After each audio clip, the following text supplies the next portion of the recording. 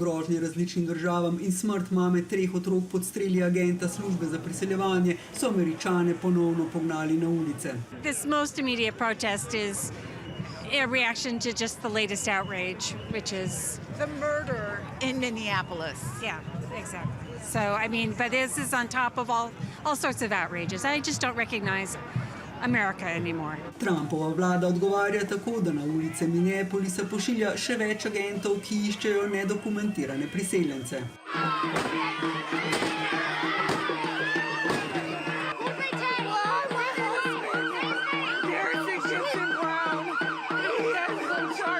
Poleg tega predsednik vztrajno brani agenta ter blati žrtev. Mesece je že mogoče slišati opozorila o agresivnosti pri izvajanju Trumpove protipriseljenske politike. We're a country of immigrants, so you have all of these police or just normal people that have been given guns and essentially immunity to go into communities and destroy them.